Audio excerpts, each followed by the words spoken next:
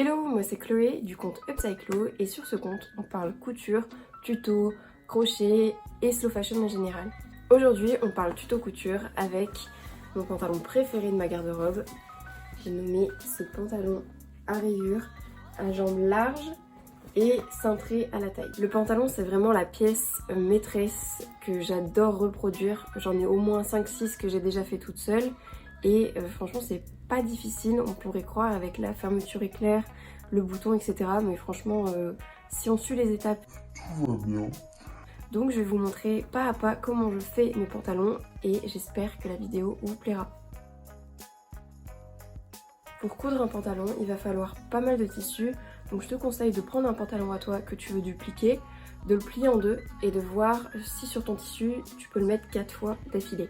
En fait il va te falloir 4 pièces, 2 devant, 2 derrière. Pour savoir si tu as assez de tissu, c'est une petite technique.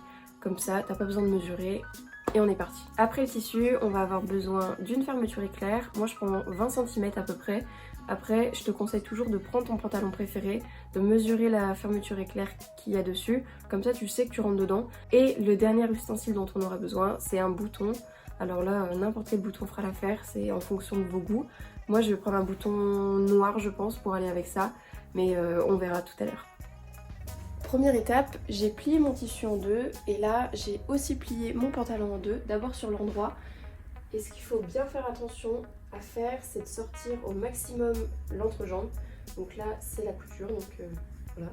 Ça doit faire une forme comme ça, un petit peu pointue. Et là, ce que je vais venir faire maintenant, c'est de tracer tout le tour du pantalon en laissant un petit peu de marge de couture. On voit pas, mais en bas, je laisse 2-3 cm en plus pour pouvoir faire les ourlets. Et pareil, sur les côtés, je vais mettre 1 cm en plus partout. Et surtout, au niveau de la fesse, en fait, au lieu de suivre la courbe, je vais venir aller un peu plus droit pour avoir un maximum d'espace en plus pour faire les petites pinces. Je trouve que ça fait vraiment un résultat hyper pro, donc je préfère faire des pinces. Après ça c'est vraiment optionnel, vous pouvez aussi suivre juste la forme du pantalon, mais moi je préfère les pinces.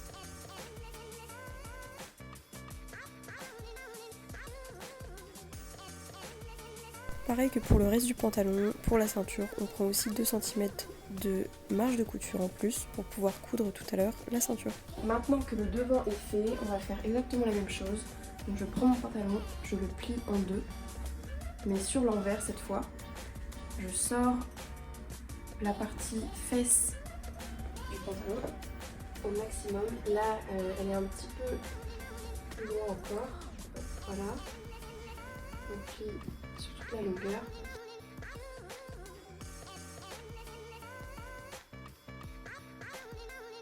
Je vais pouvoir découper mes pièces. Donc comme je l'avais dit au début, j'avais plié mon tissu que j'ai directement 2 pièces devant et 2 pièces derrière.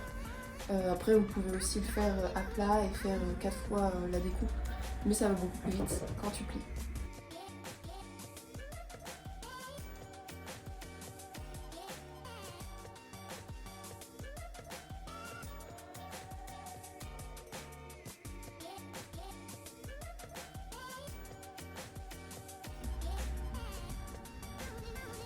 Pour la ceinture, on va simplement venir prendre un petit mètre à mesurer et en fait je vais mesurer directement sur moi. Donc je prends à la taille parce que je veux que mon pantalon s'arrête vraiment à la taille. Du coup après mesure, je fais à peu près 63 cm de tour de taille. Ce que je vais faire c'est que je vais quand même prendre 65 cm pour être sûre, parce que j'aime bien quand même pouvoir m'asseoir dans mes pantalons, pas avoir trop mal au ventre toute la journée. Donc on va prendre 65 cm de longueur et pour la largeur je prends 5 cm je pense. De toute façon je vais mesurer mon pantalon et je verrai bien. Après vérification sur mon pantalon, la ceinture là fait à peu près 3,5-4 cm de large. Du coup ce que je vais faire c'est que je vais faire la même chose. Je vais prendre 3,5 et je vais ajouter 1 cm de chaque côté pour les mesures de marge de couture. Alors là j'ai fait une grosse bêtise. J'ai complètement oublié que ma ceinture allait être pliée en deux et du coup qu'il fallait multiplier par 2 mes mesures. Du coup ne faites pas la même bêtise que moi, doublez la largeur de la ceinture. Donc ça fait 5,5. Donc on va avoir un rectangle qui va faire 67 sur 5,5 normalement, si mes calculs sont bons. Après ça c'est vraiment enfin, c'est en fonction de vos mesures à vous. Donc mesurez bien votre taille, votre tour de taille et après tout ira bien. Pour gagner du temps à la découpe de la ceinture, j'ai simplement plié mon tissu en deux et j'ai dessiné du coup la moitié de ma ceinture. Enfin, les dernières pièces qu'il va te falloir, c'est les pièces pour la fermeture éclair. Donc ce que tu fais, c'est que tu découpes des pièces qui ressemblent à ça. Et pour les longueurs, tu prends à peu près la fermeture éclair et la largeur, tu prends à peu près le double de la fermeture. Et tu fais pareil de l'autre côté. Donc il te faut une pièce simple et une pièce double. Voilà toutes les pièces dont tu as besoin pour ton pantalon. Donc de devant, là où tu vois mon chat, de derrière, une fermeture éclair à peu près de 15-20 cm, deux parties pour la fermeture éclair et une longue bande pour la taille. Maintenant que tout est découpé, on passe à l'assemblage. Ça y est, j'ai surjeté tous les morceaux de la fermeture éclair, donc ça veut dire que j'ai fait un point zigzag tout le tour pour pas que le tissu s'effiloche. Pour l'instant, je vais mettre de côté la partie double et je vais m'intéresser à la partie simple et au côté droit du pantalon. Donc c'est le devant droit. Ce que je vais faire maintenant, c'est que je vais prendre ma partie simple de tissu et je vais venir la poser endroit contre endroit, donc contre le pantalon, et je vais venir coudre tout le long au point droit. Voilà, maintenant qu'on a cousu la partie simple sur le pantalon, on va venir la plier et faire une surpiqûre au bord tout le long de la pièce. Et j'ai fini la surpiqûre, donc ça ressemble à ça normalement. Donc là c'est l'envers du pantalon. Et ce qu'on va faire maintenant, on va passer à l'accrochage de la fermeture éclair. Donc ce qu'on fait, c'est qu'on prend la fermeture à l'endroit, on la met sur l'envers, donc elle fait face à la table. On va venir la placer au bord du pantalon. J'ai attaché ma fermeture éclair et ce que je vais faire maintenant, c'est que je vais pouvoir coudre de ce côté-là tout le long de la fermeture. Pour ça, on change de pied.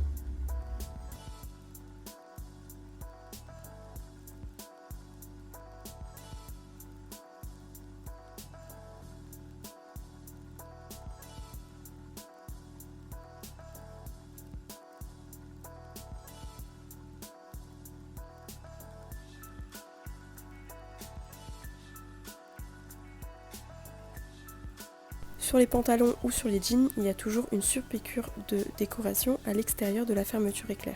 Tu as deux techniques pour la dessiner, soit tu suis un petit peu dans ta tête la forme de la fermeture, soit tu fais comme moi, tu retournes ton pantalon et tu suis de l'intérieur et du coup ce sera beaucoup plus simple de faire la forme parfaite.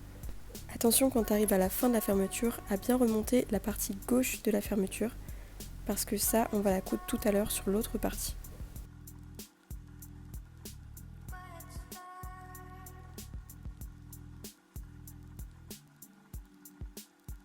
On passe maintenant à la partie double du tissu pour la fermeture éclair. Donc ce qu'on va faire, c'est qu'on va la prendre endroit contre endroit, le plier et coudre juste ici au point droit. On peut retourner la partie. Et ce qu'on va faire maintenant, c'est qu'on va fermer ce côté-là avec un point zigzag.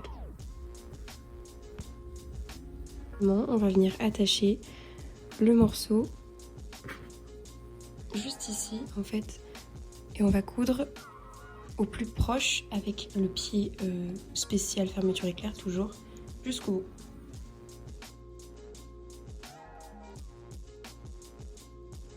Maintenant que c'est attaché de l'autre côté, on va attacher les deux parties du pantalon ensemble.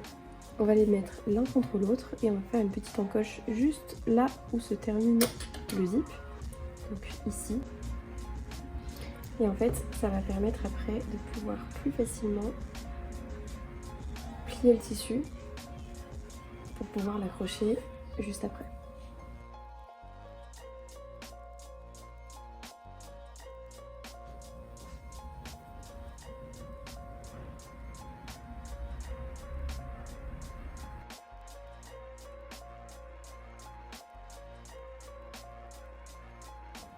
Bon, j'interromps le tuto 2 minutes pour vous montrer la bêtise que j'ai faite.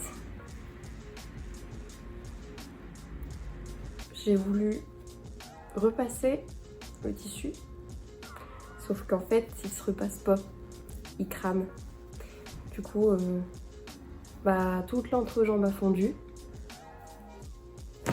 Prochaine étape pour assembler l'entrejambe, on va venir prendre le tissu de la fin ici et on va le plier comme ça. Bon, vu l'accident que j'ai eu, je vais pas repasser au fer à repasser parce que sinon ça va refaire fondre mon tissu.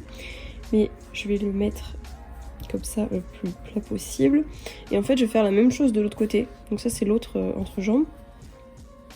Et je vais replier de ce côté-là. Pareil sur un demi-centimètre, 1 centimètre à peu près. Et en fait, ce qu'on va venir faire, c'est qu'on va superposer les deux. Comme ça. À partir d'ici, je vais venir coudre tout le long, comme ça, jusqu'à la fin. Ok, donc on a fini de coudre l'entrejambe de devant. Maintenant, on va passer à l'arrière du pantalon. On prend les deux pièces, on les assemble l'une contre l'autre, endroit contre endroit. Et on va venir coudre toute la partie un peu incurvée comme ça. Donc on a cousu l'arrière, on va venir placer le devant du pantalon contre le derrière du pantalon, donc toujours endroit contre endroit. Et en fait on va venir épingler tout le long et coudre tout le long comme ça jusqu'en bas des chevilles. Voilà, j'ai cousu les deux côtés du pantalon et maintenant on va passer à l'entrejambe. Donc pareil, on met endroit contre endroit les deux parties et on va épingler de ce côté et de ce côté pour pouvoir coudre tout le long. Maintenant, je l'ai passé pour voir ce qu'il y a en trop. Donc on voit bien que je l'ai pris très large. Et je suis contente parce que la trace, en fait, on la voit pas beaucoup. Hein. Elle est ici. Mais franchement, je pense que porter, ça se verra pas. Donc, trop bien. La technique pour savoir combien à peu près il y a à enlever, c'est de prendre le pantalon, de le serrer d'un côté. Et en fait, on va mesurer à partir d'ici jusque là, et on va faire x2 puisqu'il est plié. Donc, hop, je prends ici. Donc, j'ai à peu près, j'ai 7 cm x2. Donc, j'ai 14 cm à enlever. Je pense que je vais faire des pinces derrière parce que ça fait toujours un fini assez professionnel. Je vais rajouter en plus des pinces, un petit élastique je pense à l'arrière. Je vais commencer par placer l'élastique avant de faire les pinces. Donc ce que j'ai fait c'est que j'ai mesuré mon élastique, j'ai mis une épingle au milieu, donc là il y a 8 cm en tout, donc j'ai mis une épingle à 4 cm. Je vais le placer au milieu du pantalon, donc je l'accroche tac, à l'intérieur. Et en fait, ce que je vais venir faire, c'est que je vais tirer sur l'élastique au maximum et je vais venir le placer là où il s'arrête. Je vais faire la même chose de l'autre côté. Donc, hop, ça resserre un petit peu. Pour coudre l'élastique, en fait, ce que je vais faire, c'est que je vais tirer sur le tissu au max et je vais passer au point zigzag de haut en bas. Je vais peut-être faire 2 passages pour que ça tienne bien et ensuite on fera les pinces. Après avoir placé l'élastique, il me reste à peu près 10 cm à enlever. Du coup, je vais enlever 5 d'un côté, 5 de l'autre. Pour faire ma pince, j'ai pris la moitié de mon côté droit. Donc on est à 9 cm pour moi. Et ce que je vais faire, c'est que je vais venir plier la partie comme ceci pour que le milieu soit à la pointe. Et à partir d'ici, comme il faut que j'enlève 5 cm, je vais mesurer 2,5. J'ai noté ici ma largeur de pince. Et maintenant, on va faire la longueur. Donc, la longueur, en gros, d'une pince, c'est là où elle s'arrête sur les fesses. Donc moi, j'aime bien qu'elle soit à 8-10 cm à peu près. Pour coudre une pince parfaite, la petite technique, c'est de ne pas finir au point d'arrêt. Surtout pas. En fait, ce qu'on va faire, c'est qu'on va continuer la couture au plus proche du bord et en fait on va sortir du tissu pour pouvoir finir le point à l'extérieur et ensuite faire juste un nœud.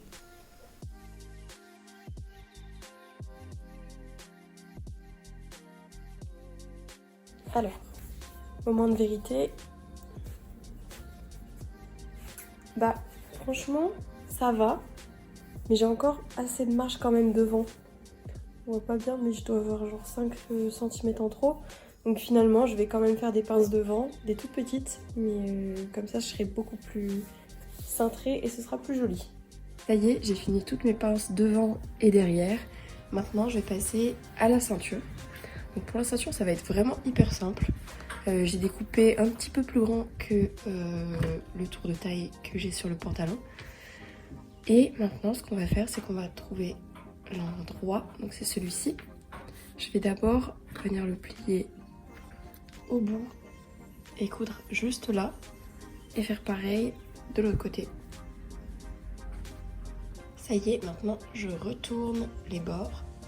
Donc en fait ça permet d'avoir un bord de ceinture propre. J'ai pas besoin de le recoudre après. Prochaine étape, on va attacher la ceinture endroit contre endroit sur le pantalon avec l'ouverture qui est placée en haut. Donc on fait tout le tour et on tire bien sur le tissu. Ça y est, j'ai tout épinglé sur le pantalon et du coup j'ai fait bien attention au niveau de l'élastique de tirer pour épingler à la bonne place parce que sinon j'aurais perdu l'élasticité derrière et bon, c'était un peu le but quand même. Donc voilà, tout est mis et je pensais que j'aurais tout pile, mais j'ai une petite, j'ai un petit peu trop ici, donc c'est parfait parce que en fait ce sera beaucoup plus joli et je pourrais faire un bouton ici. Donc pensez à prendre un petit peu plus large quand même, un peu plus long pour votre ceinture pour avoir une petite attache qui dépasse et pouvoir placer son bouton dessus. Et du coup, comme je pensais pas avoir assez, j'ai pas fini la petite partie ici. Mais ce que je vais faire avant de coudre sur le pantalon, c'est que je vais remettre endroit contre endroit et je vais coudre ce qui dépasse. Comme ça, en fait, il n'y aura pas d'ouverture quand j'aurai tout cousu. Donc voilà, je vais retourner et je vais coudre sur 1 cm, enfin tout ce qui dépasse quoi, sur tout ça. Comme ça, ce sera tout propre.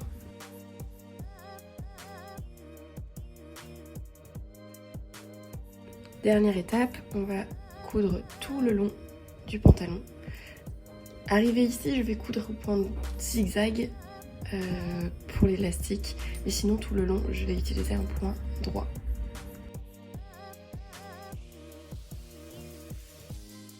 Ça y est, tout est assemblé.